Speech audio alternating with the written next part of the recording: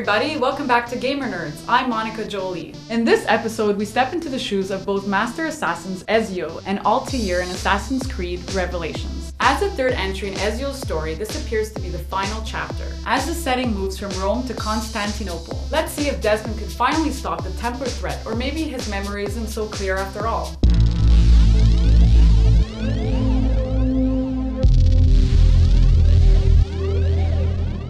So let's get into Assassin's Creed Revelations. Before I say anything, I'm just going to say right off the bat that I do love the way this game ends. It is the perfect send-off to these two iconic characters, Ezio and Altair. I do love the way the game presents a kind of contrasted look on these two characters and the way they end off their journey as assassins. But with that being said, the story that gets you there is kind of a letdown. It is in many ways a means to an end, and that's what really bothered me. If you played Assassin's Creed 2 and Assassin's Creed Brotherhood, both games presented a personal view on Ezio's life. First one being a story of revenge, and the second one kind of taking that from that point and take it even further. Assassin's Creed Revelation just kind of feels tacked on in this storyline, an unnecessary inclusion. Like I said, it's a means to an ending, and that's kind of unfortunate because this is a franchise I've really grown to love. The only thing that kept me going and actually wanted to beat this game is the fact that I love the story that is driven throughout this franchise. This story just falls flat. If you watch the trailer, you will feel a little deceived, thought that you would be playing with Altair and Ezio in equal standing, but when you actually play the game, you realize that's not the case. You play predominantly as Ezio. You do get to play as Altair, but really in small sections. You get to live certain sections of Altair's life. By far the best parts of this game. I do kind of wish the game focused a little bit more on that than on the story they used for Ezio. Like I said, kind of a letdown. Doesn't feel that personal. You don't feel as connected to Ezio in this game as you did in the previous game, mostly because Ezio really kind of plays a secondary part. The main focus for the most part is this story about the Sultanate and the succession. The game does have a redeeming factor, which is, like I said, the ending of the game, where the game really starts to shine. It's unfortunate that the game only really comes together at the ending. The new character Sophia, a love interest, which is this game's way of trying to make you get connected to Ezio, but ultimately doesn't work that well. In terms of gameplay, the gameplay really hasn't changed that much. In terms of the core gameplay, it's still hack and slash, timing your attacks, countering. It still feels visceral, climbing places, jumping off rooftops. There are some new inclusions, one of which is the hook blade, a welcome inclusion, allows Ezio to climb to higher places as well as kind of murder enemies in some of the most gruesome ways ever. Beyond that, there are some other inclusions that are not that welcome, one of which is the bomb crafting mechanic. The problem with this ultimately is the fact that once you realize you don't have to do it, you won't do it. The same applies to the defense stronghold. Unlike the bombs, which actually has some sort of validity in the game, pretty much just feels broken. It's in many ways a real-time strategy game. It feels kind of tacked on, like it was kind of implemented into the game last second. It's unfortunate because it did have some cool ideas, but ultimately it just feels broken. If there's one thing about this game that really bothers me, it's the menu system. They've had 4 games now to fix it, but they still have not. The multiplayer does return. Like the last game, I didn't really play that much. Now, I'm not saying it's because it's bad, it just did not cater to me. There are some new game types like capture the flag. Ultimately, the way the game works, you're given a contract on who to go assassinate. I did actually have fun playing it. It is a very slow-paced game type, probably why it did not really cater to me. I do recommend you check it out. In terms of graphics, the game does look fantastic. You're based in Constantinople, which is a welcome change to Rome. If there is any flaws, the fact that sometimes it does feel like you're traversing the same place over and over, but this is mostly because of the architecture. Character designs do look great, facial animations are fantastic, voiceover work is top-notch as usual. Nolan North does return as Desmond as expected. I'm starting to feel like this guy's in pretty much every single game out there, period. Uncharted 3, Batman Arkham City, I mean, this guy is everywhere. The music sounds great, pretty much in this game, AV is top-notch. There were new character skins released as DLC for multiplayer, so definitely go check that out. So all in all, the story in this game is kind of iffy. The gameplay does return pretty much untouched. There are some new inclusions,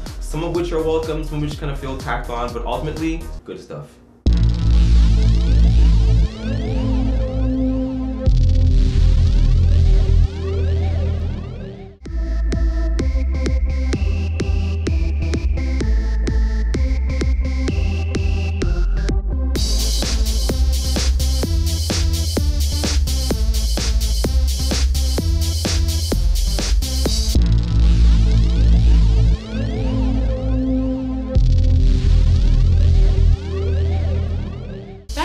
I hope you enjoy the show. See you next time on GamerNerdz.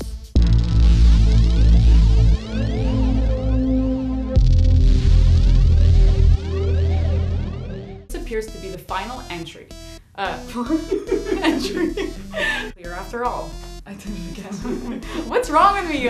All! Okay, let's see. Don't put that on bloopers, please. Okay, let's see if this one. I'm gonna put that in bloopers. Yeah. Don't put it in bloopers. Don't put it in bloopers. thanks for watching.